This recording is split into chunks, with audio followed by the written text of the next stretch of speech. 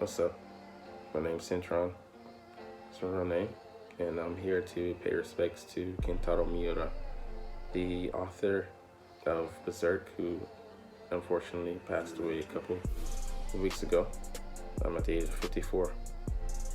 And but he has left an indelible mark on the anime manga world, reaching millions of people through his most famous work, Berserk.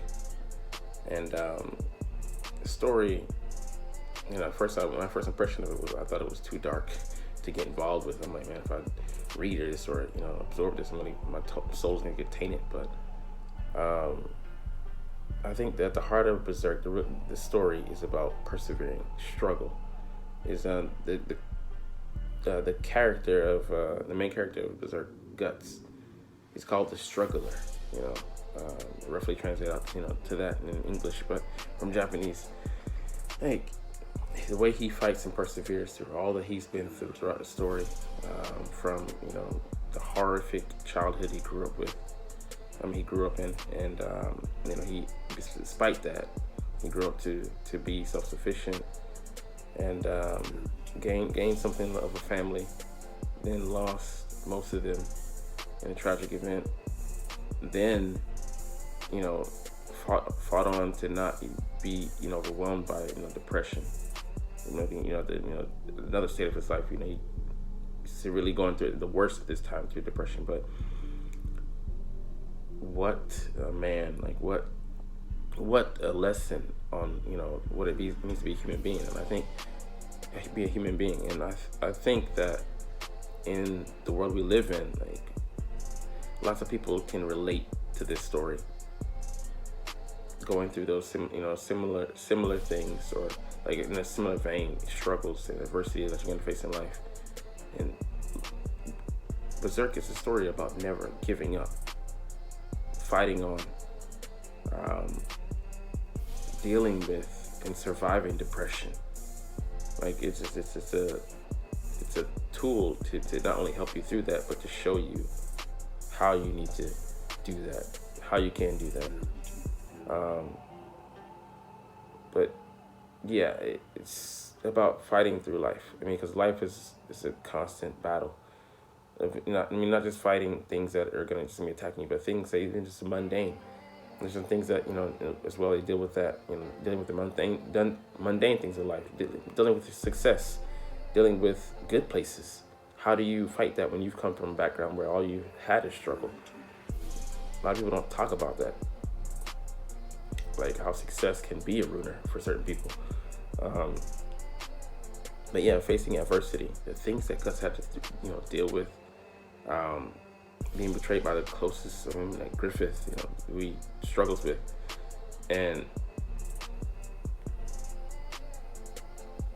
it's a lot of complex issues, so I applaud Miura and his efforts, to bring those to the forefront, to bring those to light, and showing a light on those things, to show people that you don't have to be alone. The band of Hawks may no longer be, but he found a new band, to Cersei and those, Puck, those around him, to help lighten the burden. No one should have to go through this, just walk through this life alone. Dealing with depression, that's something it's not seen as really a serious issue by society. Because the majority don't deal with it.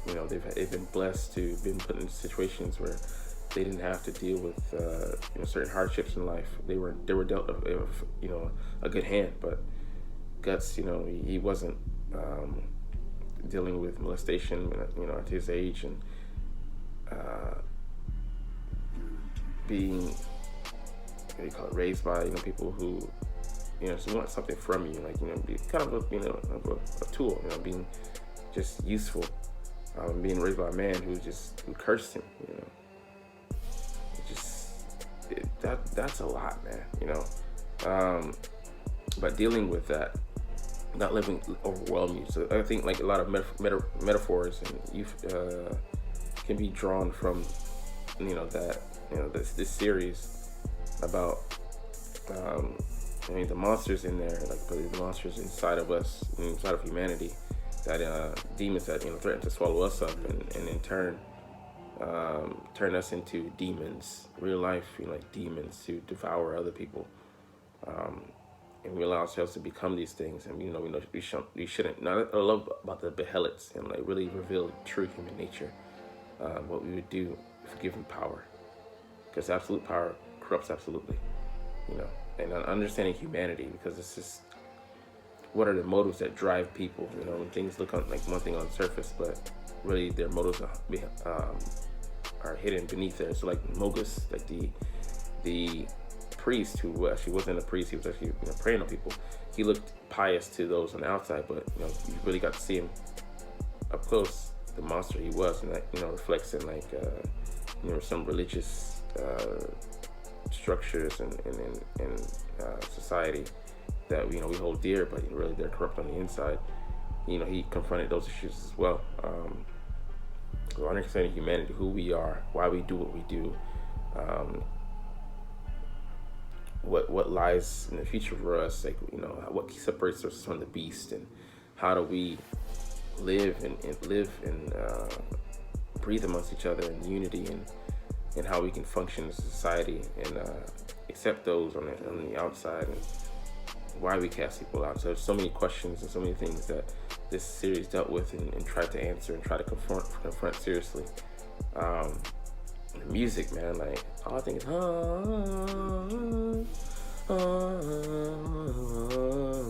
that song just rings out to my soul, man. Like so that music was just next level in this series, and it brought a sense of levity, showing you the depravity, the desperateness, the staunchness, the sacredness, the corruptness, the filth of this world. Like, we live in a filthy world. I think that's true. Like, we have some, my house looks pretty and all this stuff, like, but we live in a fucking disgusting world, man, like, on the real. And Miura had the bravery, the gall to confront these things. It was a dark anime, a dark series, man. But life is like that, man. Like, we want to shy away from those things that aren't pretty, but like, we really have to deal with those things. There's no running away from it. And if you run away from it, it's gonna catch up to you. And I'm blessed to have been able to to view this series. I don't know what's gonna happen to it in the future, but this is the end of Berserk. Kudos, Miura. Hope you got your flowers while you were alive from those that you wanted to get them from, that you needed to get them from, and just salute you. Thank you for your work, and may you rest easy. And may we be guts. Continue to fight on. Thank you for the lessons, brother. Peace. Like, comment, share, and subscribe if you like.